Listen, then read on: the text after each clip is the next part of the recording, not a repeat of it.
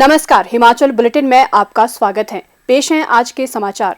मुख्यमंत्री श्री जयराम ठाकुर ने गत सायं वाणिज्य एवं उद्योग, उपभोक्ता कार्य, खाद्य एवं सार्वजनिक वितरण मंत्री श्री पीयूष गोयल से नई दिल्ली स्थित उद्योग भवन में भेंट की।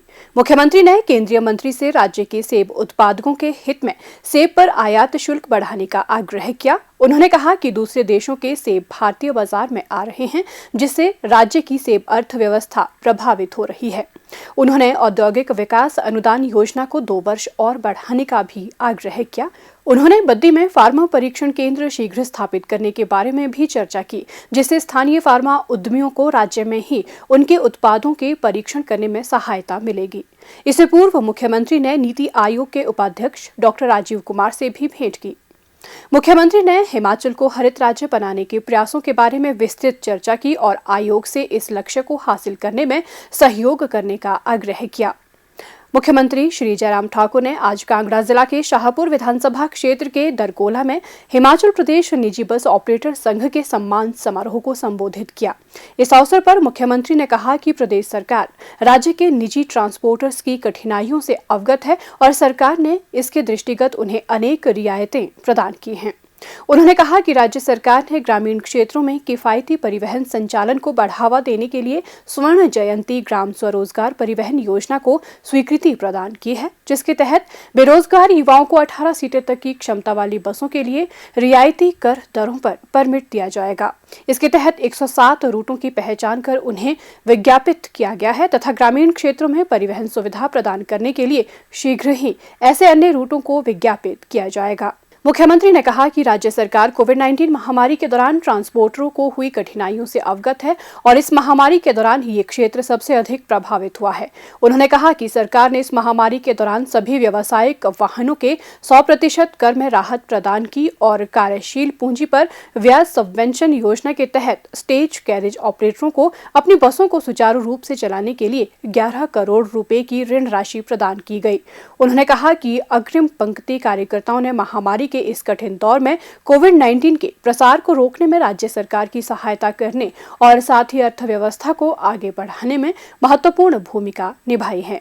मुख्यमंत्री ने कहा, हमारा ट्रांसपोर्ट सेक्टर को है तो बिल्कुल आर्थिक रूप से बिल्कुल प्रभावित हुआ और उसके कारण उनको कठिनाई के दौर में से निकालने के लिए मदद करनी चाहिए। हम सोचते तो रहे, लेकिन कितने तक कर पाएंगे, ये सारी चीज को लेकर के बहुत कठिन हो गई पूरे देश भर में, क्योंकि कोविड तो ऐसा नहीं है कि हिमाचल प्रदेश में आया, पूरे देश में।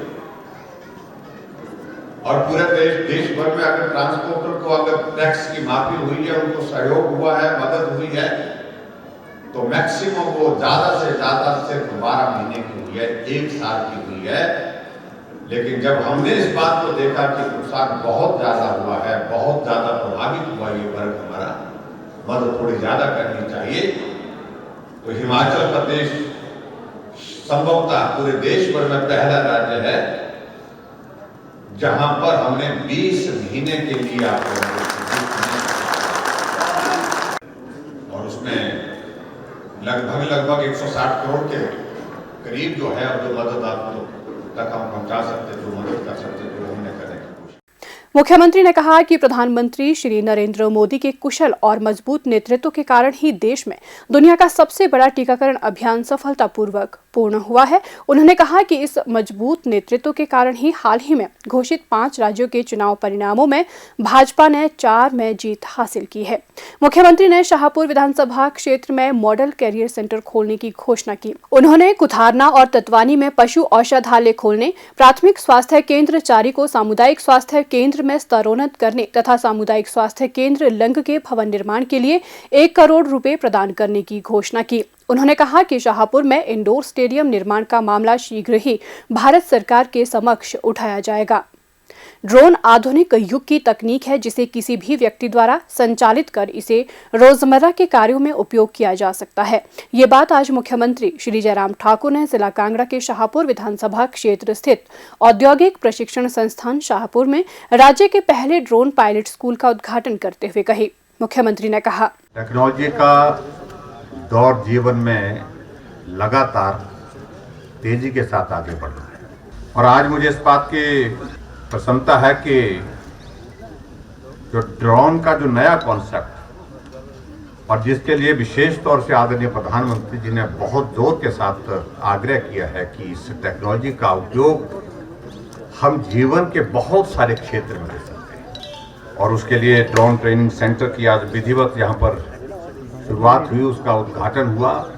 उसके लिए मैं आप सबको बहुत बहुत बधाई देता हूँ और शुभकामनाएं देता हूँ। और अब की बार हमने बजट, क्योंकि बजट सत्र आजकल चल रहा है, तो बजट सत्र के अपने अभिभाषण में भी इस बात का हमने जिक्र किया है, ड्रोन टेक्नोलॉजी का उपयोग कैसे आने वाले समय में कर सकते हैं। हम हिमाचल प्रदेश में 4 ड्रोन फ्लाइंग स्कूल जो है खोलने वाले हैं, जिसका हमने जिक्र किया है। और आदरणीय प्रधानमंत्री जी ने जिस तरह से विशेष तौर से इस बात के लिए आग्रह किया है, चाहे वो हॉर्टिकल्चर का सेक्टर है, चाहे एग्रीकल्चर का सेक्टर है, चाहे हेल्थ का सेक्टर है, चाहे हमारा रेवेन्यू का सेक्टर है।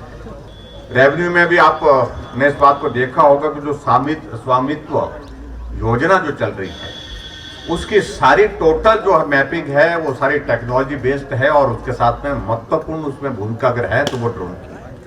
आने वाले समय में, क्या वर्तमान समय में ये स्थिति आ गई है कि एग्रीकल्चर सेक्टर और हॉर्टिकल्चर सेक्टर में हम जो है ड्रोन का इस्तेमाल करके बहुत सारी चीज़ों का इस्तेमाल कर सकते हैं। चाहे वो फसल में स्प्रे करने की बात है, फसल की निगरानी की दृष्टि से पूरा उसकी मैपिंग करने की अगर ज़रूरत है, उस सारी चीज़ के लिए, और उसी तरह से स्वास्थ्य के क्षेत्र में जो मेडिसिन का जिसका खासतौर से जिक्र किया है, और एक जगह से दूसरी जगह पहुंचाना, और पहुंचाने के साथ साथ में जो लैब की जो सुविधा, टेस्ट की जो सुविधा है, उसमें वो सैंपल को भी इस प्रकार से एक इंस्टीट्यूट से दूसरे इंस्टीट्यूट में पहुंचाने के लिए ड्रोन की एक बहुत बड़ी भूमिका रहेगी। इस टेक्नोलॉजी की एक महत्वपूर्ण भूमिका रहेगी।